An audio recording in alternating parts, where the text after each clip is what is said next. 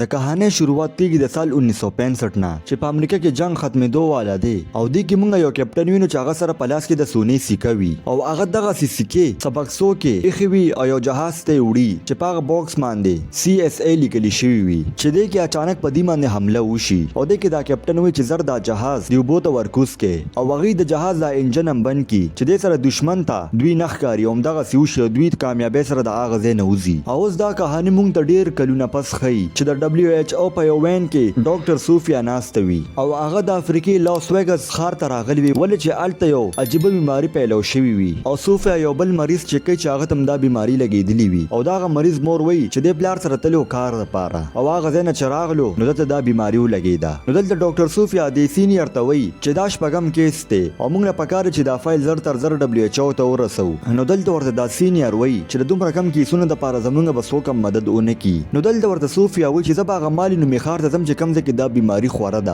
خو هغه ځکه جنگ شروع وي او دا سینیئر ورته وي چې په دې دوران کې بتاله څوک اجازه درنه کې دغه خار ته راتلو د پاره او په دې دوران کې دوی ته یو سړی ګوري چې هغه نقاب اچولی وي او دا سلیګه چې د ډاکټرانو دا راتلل د خوښ نشو او په دې دوران کې صوفیا وي چې مال اوس پکاره چې زده دغه مریض د پلار د وینې نوم سیمپل واخلم او صوفیا یو لایټ هاوس ته ورسي چې البته به دغه سړی کار کو او ولته چې صوفیا وګوري نو دغه سړی تم دا بیماری لګېدلی وي او دا حالت اوس ډیر زیات خراب وي چې صوفیا د چپ چاپ سیمپل واخلي او بهر راشي او خوا کې په سمندر کې یو سړی بوټینګ کوي چې په دې کې د نقاب پوش سړی په صوفیا باندې حمله وکړي چې دې کې دغه سړی راشي او صوفیا بچ کی خو په دې دوران کې د نقاب پوش سړی د صوفیا نه هغه د سیمپل بیگ او تختی او اوس چې صوفیا هوش کې راشي نو هغه په یو نومانومي جهاز کې وي چې دې کې دا کم کسان دوی به خزانه پسې ګرځیدل او بهر مونږ هغه سړی وینو چې چا صوفیا بچ کړي وا او دې سړی ته په سمندر کې یو ډېر قیمتي مورتي ملو شو دوی اصل کې هغه CSA جهاز تلاش کول غوښتل خو تر اوسه پورې دوی ته د هغې سوراخ ملو نشو چې دې کې المورا راشي چې دا د جهاز مالک وي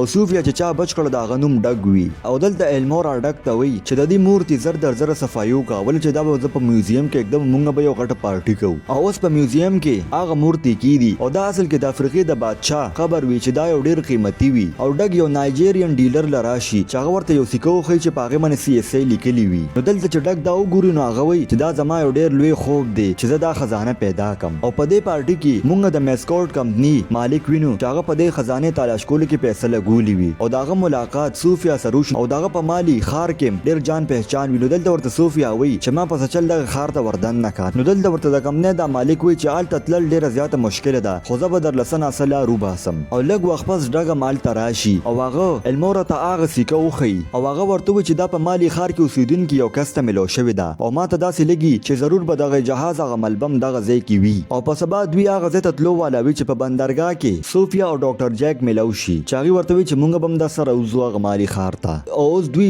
د مالی خار طرف ته روان شو او د شپې په دوران کې ډګ صوفیا ته هغه سونې سکه وخی هغه ورته وي چې زما د ورکوټیوالي نه دا خوب چې زه دا جهاز تلاش کم او اوس دوی مالی خار ته رسیدل او صوفیا خپل کار د پاره لاړ شي او ډګ هغه کور ته ورشي چې چاته داسې کملو شوی وا خپل ته دوی ته پته ولګي چې هغه سړی مړ شوی دی او اوس ډګ ته دا جهاز لو د پاره بیا لارې بند شوي چې د دوران کې د ډګ نظر په یو جمعات باندې پروزي چې هلته هغه ورشي یو کاری سره ملو شي او هغه ته ټوله کہانی باره کې وي چې هغه په زړو تاریخونو کې وګوري نو هغه ورته وي چې دلته یو جهاز راغلی و خو په هغه کې څوک هم ژوندي نه پاتې شوي او هلته د اوبو د بهاو دونه تیز و چې دې سره کشته مخکې بوتله او اوس دا جانکاری د ډګ په کار راتلی شي چې دې کې ډګ جیمز لراشي او ټوله کہانی ورته وکي او اوس دوی د یو خار طرف ته روان وي چې دې دوران کې دوی ته یو داسې خوره ملو شي چې هغه زنګ کیږي نو دلته دوی دې سوچ کی وي چې په دې ځای کې داسې خوره ملاویدل څه عامه خبره نه ده او دې کې اچانک ملټري والا راشي او هغه د ډګ نه تپوس کوي چې تاسو هر کومه ډاکټر راغلی و هغه دې سکړه ځکه چې د دې خار مالک وي چې هغه زر تر زر ما سره ملو کې او هغه ته خاص کر د دې بیماری باره کې تپوس کوي چې دا زر تر زر مونږ ودرو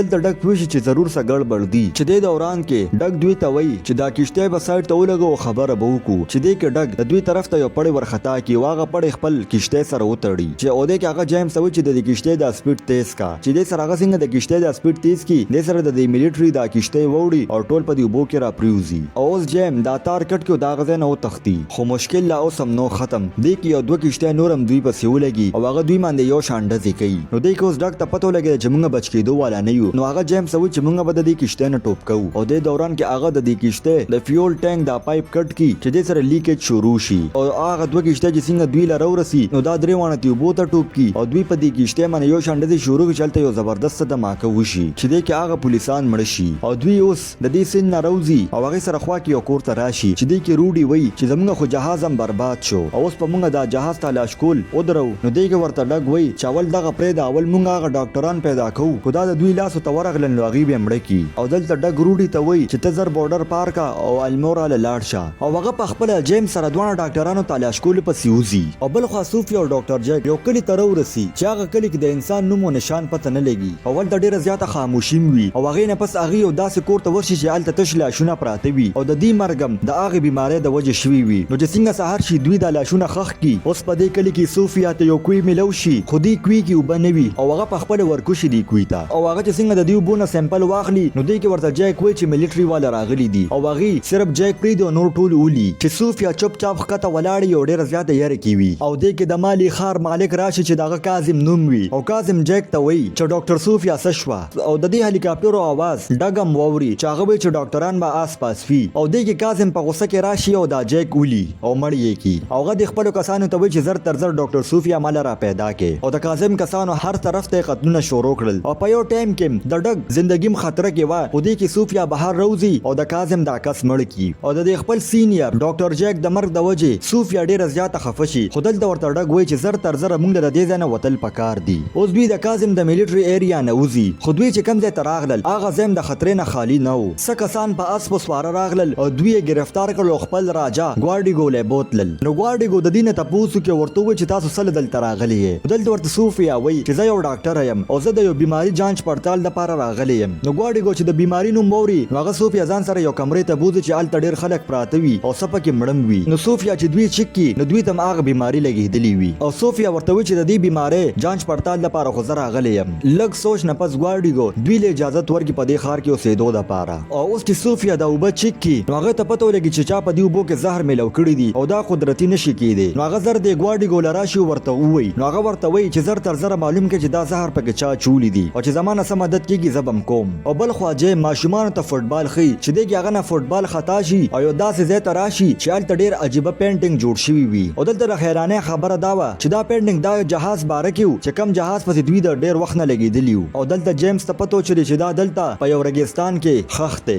او اوس صوفیا او ډګم هغه ځای ته راشي او هغې چې دا پینټینګ وګوري نو دلته ورته ډګ وایي چې دلته 200 کاله مخکې یو سین و او هغه اوس اوت شوی دی او موږ به اوس هغه ځای پیدا کوو چې کم ځای کې دا سین و او اوس دوی دلته ترکیب جوړوي چې د دوی نظر په هغه پینټینګ باندې واپس روزي چې هلته یو قلعه جوړه شوې وي نو دلته دوی ته پته ولګي چې دې سین سره خوا کې یو قلعه هم وه او داسې لکه چې کومې زهریلې اوبه دې کلي ته راځي هغه د دې سین نه راځي او اوس دوی هغه سین طرف ته سفر شروع کی او لږ وخت پس دوی هغه قلعې ته ورسي او چې دوی لري وګوري نو سولر پلانټ لګېدلی وي او دلته دوی وایي چې په دومره سنسان علاقه کې دا سولر پلانټ څه ضرور څه خبره ده او هلته هغوی ته په نظر یو ریل ګاډی هم راشي چې هغوی په پټه باندې هغه ریل ګاډي ته ورشي او بل خوا روډیم المورا له ورسي او بل خوا ډګ صوفیا او جیمز هغه پلانټ ته ورسي چې هلته دوی وګوري چې دلته دا پلانټ یو کیمیکل تیاري او دا د نور د تیز رڼا د وجې ډېر ژر به تیار شي او بل خوا صوفیا څه کنټینر وګوري چې هغه یو انډرګراونډ ځای ته روان دی او هغوی دوی پسې شاته ولګي او دلته څه کسان چې د بنکر دا دروازه کلو کی نو هغوی ډېر زیات حیران شي هلته په زرګو زهریله کیمیکلې پرتې وي او دې کې څه لیک شوي وي چې هغه کیمیکل به هغه سین ته تلو او دغه سین اوبه به دغه مالي ښار ته تلې چې هغه به ټول څکلې او د دې د وجې دا بیماري پیدا شوي وي او دلته ډګ صوفیا او جیمز د دې ځای نه وتو والو چې دی کې د میسکوټ کسان راشي او دی گیر کی او دلته ورته میسکوټ وایي چې تاسو دلته څه کوئ او تاسو ته د دې ځای باره کې څنګه پته ولګېده نو صوفیا ورته وایي چې ته په دې پلان کې سم کې د دې د وجې خلک مري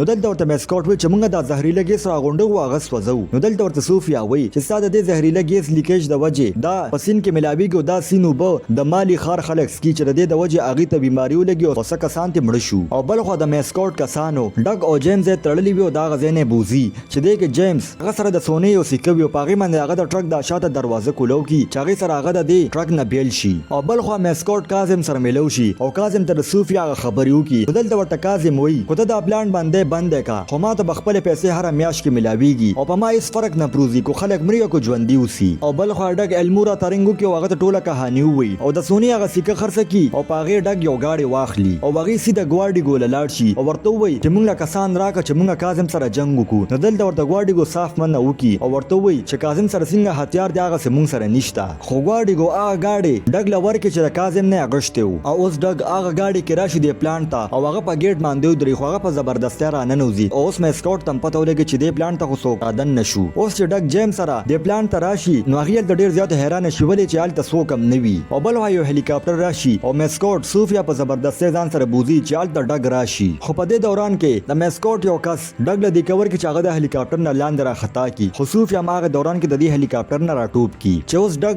جیمز او صوفیا د هغه ځای نه تښتي. خو په دې دوران کې د کاظم هلیکاپټر هغه ځای ته راشي او هغه په دې باندې یو شانډه کوي چې دلته ډیر زیات لوګیم شي او دوړم وي چې د دې د وجه کاظم ته ښکارېدل نه خو دلته ډیر یو عجیبه کار وشي د دې د ماکو د وجه د دې رګستان دا شګه ډیره ښکته لاړه شي او ولته هغه جهاز روزي چې کم دوی تلاش کو او ډګ ډایرکټ په دې جهاز کې پټ شو چې څنګه کاظم ته پته ولګي هغه په یو شان ګولې ورول شروع کی او ځلته د کاظم کسان دی گیر چاپیره گیر کی او په دې باندې یو شان حمله کوي چې دې کې څه کنټینر کولو شي او دلته چې ډګ وګوري د هغه ځای نه د سونې سکې راووته او ډګ چې دا وګوري نو ډیر زیات حیران شي او هغه دا وایي چې تر اوسه پورې دا د سونې سکې صحیح سلامتي دي او دې دوران کې دې جهاز کې دوی ته یو زوړ توپ ملو شي چې هغه سم په صحیح حالت کې وي او دوی د توپ چلولو تیاری کوي چې څنګه د کاظم هلیکاپټر مخه ته راشي هغه دا توپ اوچلي او دې سره په دې هلیکاپټر کې ډیره غټه دماکه وشي او چې د کاظم کسان دا وویني نو هغه مهارومني او د خپل هتیار وغورځي. اوس چې دلته ډګ بهر وځي نو هغه ډیر زیات حیران شي هغه چې د دومره غټ پوج زمونږ مخ کې هار سنگ ومنلو هغه چې څنګه شاته وګوري نو د ګواډیګو کسان راغلي وي او دی هر طرف ته گیر کړي وي او بل خو یو انډر کور ایجنټ ته چې پته ولګي د میسکوټ باره کې نو هغه میسکوټ ته